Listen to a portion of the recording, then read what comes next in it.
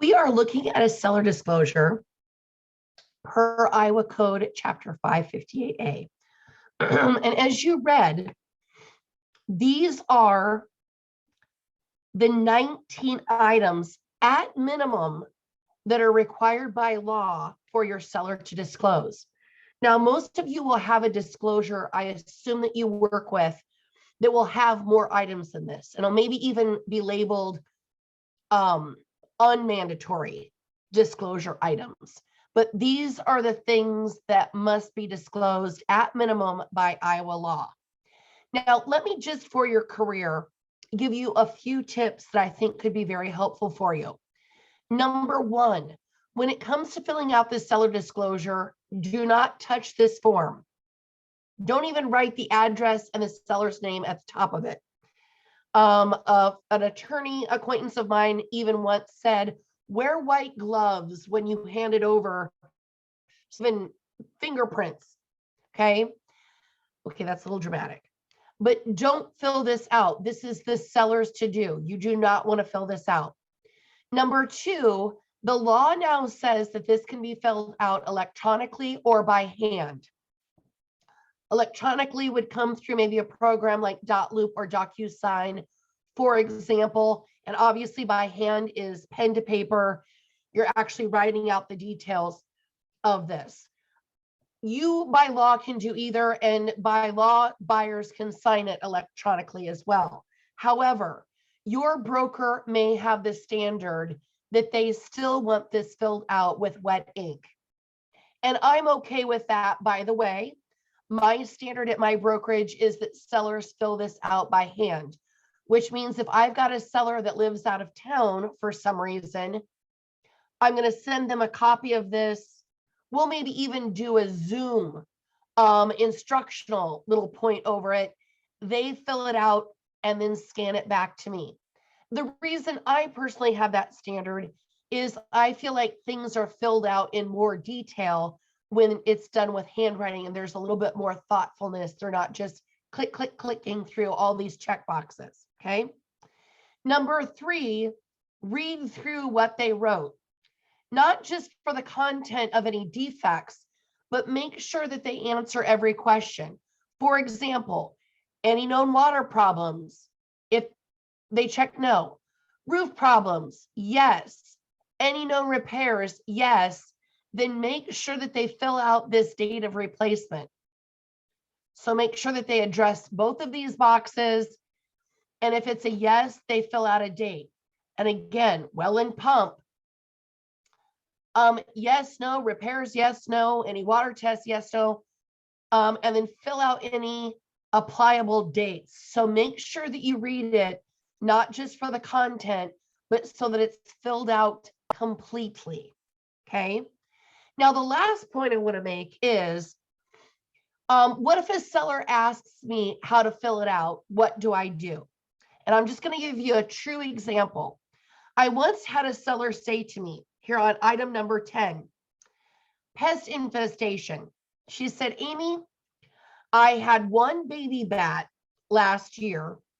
Do I need to disclose that? Is that an infestation? My stock answer to that is, if you're asking me the question, the answer is yes. This is your time to be in control and disclose what truly happened versus not disclosing it and then having your neighbors tell the story for you after closing. Because here's what had happened in this situation. It was truly one little baby bat. But because bats are nocturnal and they like to come out at night and play, and they were like, this baby bat was like hanging out on the pillow next to her in bed. I mean, scary, right?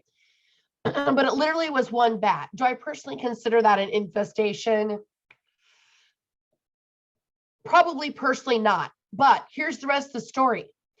To catch that baby bat, it took the Batmobile or the pest company 6 tries to come over and get it.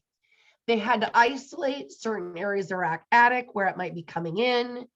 They had to come at different times of the day to find it. Again, they're nocturnal, so they come out at night. That's not usually when the Batmobile is at your house. So if you were the neighbor watching that, what would be your story of it? You might say that's a minimum of 6 bats, right? Because they had to come back 6 times in order to catch it. So again, if they're asking the question, my standard stock answer is yes, disclose it. Have them put it in their own words.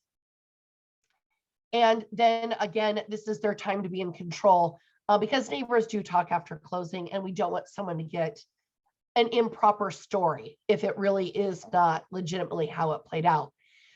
Another thing that I just want to mention too is if for some reason they have an explanation that doesn't fit in this little line of what they did to replace it, you can always add an extra sheet to this seller disclosure so that they've got room for extra content.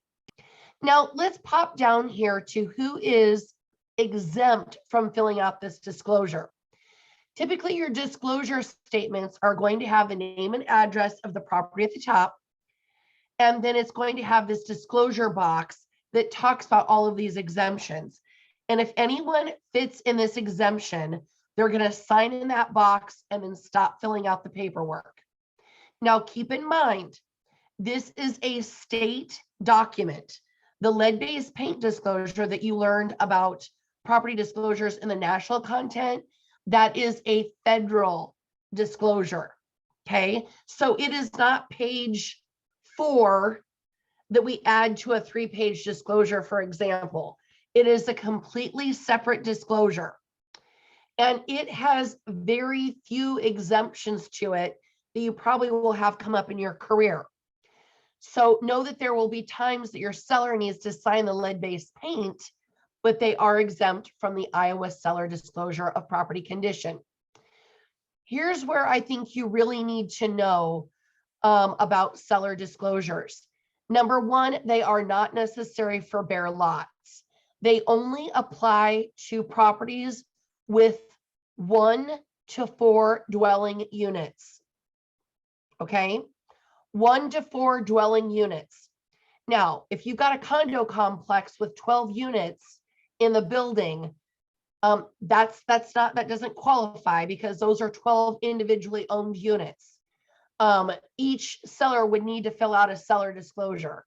We're talking about something that would be like an apartment building that maybe has shared mechanicals, for instance, that has 5 units or more. Okay, so this is 1 to 4 dwelling units, not bare land, not 5 or more units. Okay, that's a good one for you to know. The other one that is good for you to know that you'll have come up most often is someone who is representing an estate. So let's say I pass away peacefully during the night, full hair and makeup, and my sister is now the executor of my estate. She will get this disclosure and she will stop right in that box as the executor of my estate, sign that she's exempt, and then she won't fill out any more paperwork. So those are probably the 2 big ones that you'll have approached in your career that are exempt from filling out this seller disclosure. Another note is, let's say someone has a trust set up. There are 2 types of trusts, a living trust, and then was it a testamentary? I'm never pronouncing that correctly. Those, I believe, were your 2 types of trust that we learned about in the national portion. If the seller is in a trust and is still alive, they must fill out the disclosure. But of course, if they're deceased, the executor is exempt.